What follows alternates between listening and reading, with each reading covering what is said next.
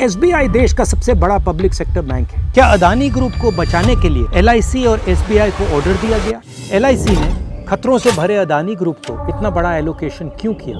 Private fund managers जो ज्यादा risk लेते हैं उन्होंने भी ये नहीं किया। जब इन बातों से पर्दा उठेगा तो पता चलेगा कि उनके फायदे में न सिर्फ आपका लेकिन देश का कितना बड़ा नुकसान हुआ। गौतम अडानी पर बड़े कर्जे बकाया है। एक अनुमान के अनुसार वित्त वर्ष 2022 में अडानी ग्रुप के कुल 2 लाख करोड़ के कर्जे में से लगभग 70,000 से 80,000 करोड़ सिर्फ बैंकों से लिया लोन है।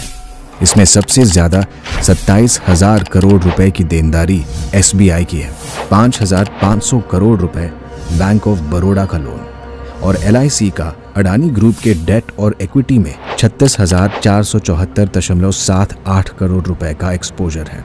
मित्रकाल में उठाए इस कदम ने अब आम भारतीयों के भविष्य को जोखिम में डाल दिया है।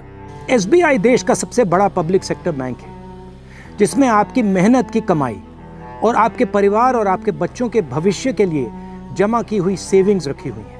अब सवाल ये उठता है कि इन बैंकों में रखे हुए पैसे जो आपके पैसे हैं उनको खतरे में कौन डाल रहा है? अदानी ग्रुप को सहायता देने के लिए और नुकसान से बचाने के लिए एलआईसी और एसबीआई से जबरदस्ती इन्वेस्ट करवाया जा रहा है। आप जो दिन रात एक करके अपना घर परिवार चलाते हो, जो ईमानदारी और मेहनत करके कमाते हो, आप जो एलआईसी और एसबीआई में अपना पैसा रखते हो, क्या आप अपने बच्चों के भविष्य को खतरे में डालना चाहते हैं? नहीं ना? तो मेरा सवाल आपसे है, अदानी के नुकसान को भरने के लिए आपके पैसे क्यों लगाए जा रहे हैं? दिसंबर की शुरुआत में 3 प्रमुख ग्लोबल फाइनेंशियल इंस्टीट्यूशंस ने एसबीआई को ऑस्ट्रेलिया में अडानी ग्रुप की कंट्रोवर्शियल कारमाइकल कोल माइन के लिए लोन देने के खिलाफ चेतावनी दी थी। न्यूज एजेंसी IANS के अनुसार नवंबर 2020 में एसबीआई अडानी ग्रुप को 5,000 करोड़ रुपए का ऋण देने के लिए तैयार था। इतना ही नहीं, साल 2014 में अडानी और उस वक्त की एसबीआई चीफ के बीच एक MOU पर हस्ताक्षर भी किए गए थे। एसबीआई के चीफ आपके पैसे को सुरक्षित कर रहे हैं या फिर अदानी के बिजनेस को? भारत की सबसे बड़ी सार्वजनिक बीमा कंपनी एलआईसी का अडानी समूह में पूरे बीमा इंडस्ट्री के कुल निवेश का 98% से अधिक हिस्सा है। एलआईसी ने खतरों से भरे अदानी ग्रुप को इतना बड़ा एलोकेशन क्यों किया?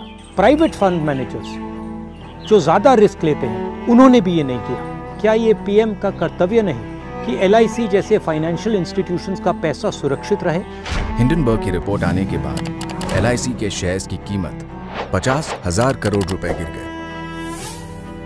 क्या पीएम 24 जनवरी 2023 के बाद अदानी में निवेश से एलआईसी को हुए असली नुकसान की सच्चाई बताएंगे? एलआईसी के इन्वेस्टमेंट के बाद घबराए हुए अदानी की रिटेल इन्वेस्टर्स की परेशानियों को कम करने के लिए पीएम क्या कर रहे हैं? ये कोई रहस्य नहीं है कि अडानी ग्रुप ने शेल कंपनियों के एक विशाल चक्रव्यूह का इस्तेमाल करके सामूहिक रूप से अडानी की सार्वजनिक लिस्टेड और प्राइवेट कंपनियों में अरबों डॉलर्स का लेन देन किया और ये अपने व्यापार की साफ जानकारी दिए बिना किया गया है। अदानी ग्रुप के खिलाफ फ्रॉड, मनी लॉन्ड्रिंग, शेल कंपनियों का उपयोग करने के आरोप लंबे समय से लगते आ रहे हैं। 4 इन्वेस्टिगेशंस हुए हैं, इनमें से एक सेबी ने किया।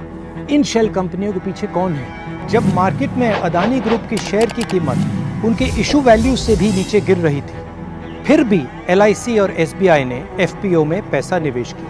क्या अदानी ग्रुप को बचाने के लिए एलआईसी और एसबीआई को ऑर्डर दिया गया? किसके कहने? जरा सोचिए, इन कंपनियों में लगा सारा पैसा आपकी मेहनत की कमाई है। ये कंपनियां डूबी तो आपका पैसा भी डूबा, यानी अडानी नहीं, यहां आपका पैसा दांव पर लगा है। सत्ता में बैठे लोगों को आखिर किसने ये अधिकार दिया? हम इसका जवाब लेकर रहेंगे। जब इन बातों से पर्दा उठेगा तो पता चलेगा कि उनके फायदे में न सिर्फ आपका लेकिन देश का कितना बड़ा नुकसान हुआ है।